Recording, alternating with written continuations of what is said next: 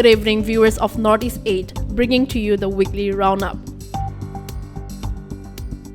The state of Nagaland mourned the passing of its veteran politician and 9-time legislator Noke Wangnao. The 87-year-old leader passed away on Monday morning at the Christian Institute of Health Sciences and Research. Hundreds gathered at the Noke Villa residence in Nagaland, Dimapur to pay their last respects to the advisor of Social Welfare Department, Government of Nagaland. Chief Minister Nipurio led the tributes, highlighting Wangnao's dedication to public welfare and his unwavering significant contribution to the state's politics. Sharingan Langkumar, NLA speaker, fondly recalled Wangnao's versatility and leadership. Deputy Chief Minister Waipatan lauded Wangnao's steadfast commitment to public service, underlining his decades of service and outstanding integrity. Other notable personalities, including government officials, civil society representatives, and religious leaders, also paid homage. An alum of Assam University and St. Edmund's College, Wangnao started his politics career in 1974, representing the 43 Tapi Assembly constituency. Across his vast political tenure, Wangnao held various esteemed positions, including several stints as a minister and most recently as the advisor for social welfare, and was accorded Guard of Honor by the Nagaland Police. Wangnao's body was taken to his native Mon village for his final resting place. Nagaland's Governor La Ganesan and various other organizations, including the Eastern Naga National Workers Union and the Eastern Naga Students Federation, expressed their grief, highlighting the void Wangnao leaves behind. Late Noke Wangnao's journey from his student days, where he was involved in student politics, to becoming a pivotal figure in Nagaland's political landscape, showcased a life dedicated to the welfare and upliftment of the people he represented. In a significant development, Nagaland has introduced Aadhaar-linked birth registration for children aged 0 to 5 years, becoming the first state in the northeastern region to implement this system. The initiative was officially launched by Commissioner Nagaland T. Habebo Yantan during a program held on Thursday. ALBR aims to simplify the process of Aadhaar and birth registration for parents and children. Under this system, Aadhaar enrollment is conducted at the time of a child's birth and is linked to the birth registration. The enrollment process is carried out using a tablet supervised by calc operators and only requires a proof of relationship document to enroll the child. One of the key benefits of ALBR is that it provides infants with their unique identity, making it easier for parents and government departments to track services provided to children, such as immunization, ICDS, education, and other social welfare services. Nagaland is first in the northeastern region to implement ALBR.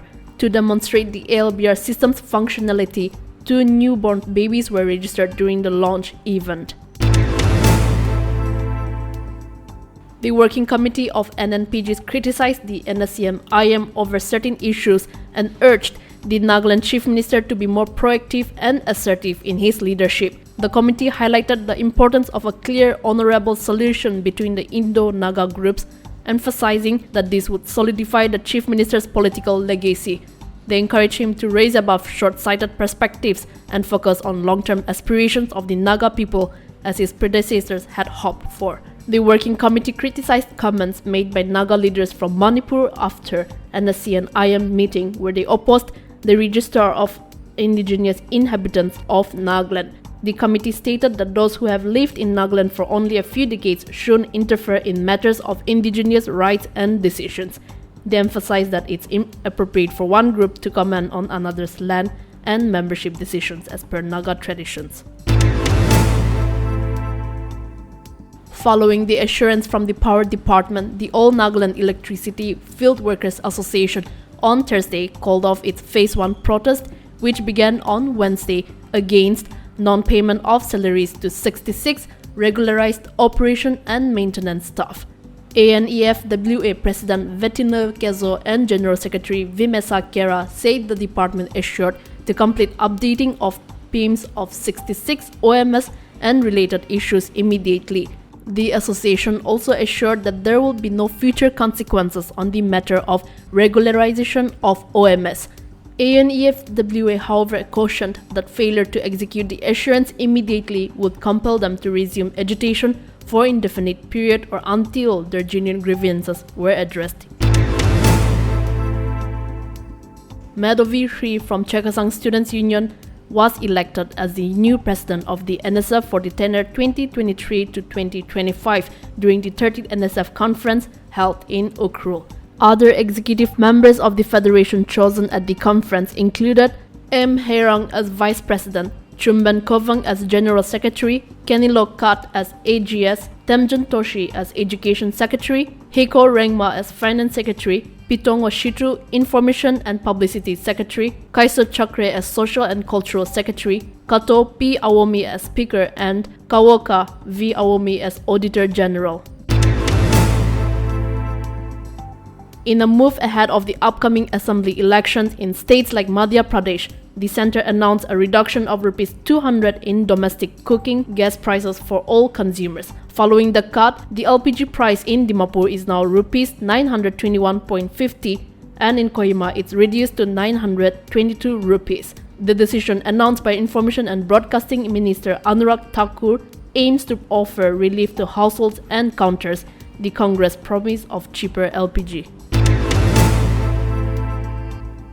Achieving another milestone, India took a step towards its first solar expedition as ISRO successfully launched its Aditya L1 spacecraft from the Satish Dhawan Space Center, Sriharikota on Saturday.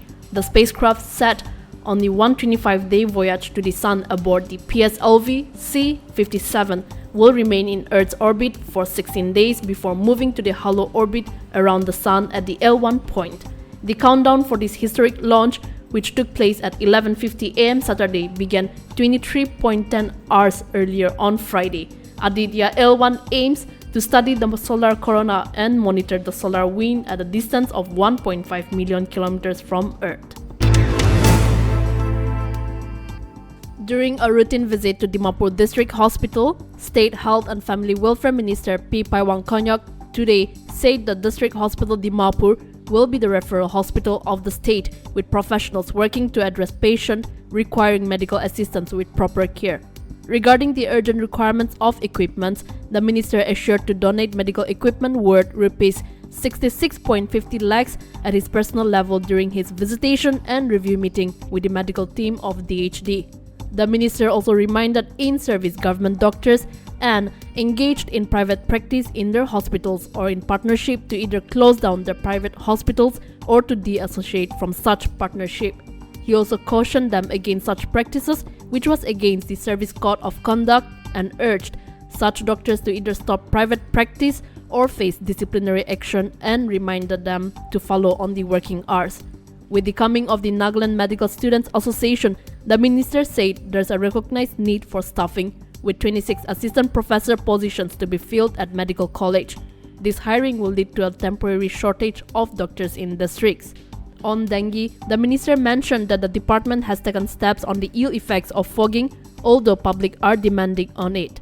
In this, he also suggested on the need to educate the general public on the ill effects of fogging, and made a mention that DC have been requested to inform the GBs and village council to encourage on sensitization and cleanliness drive.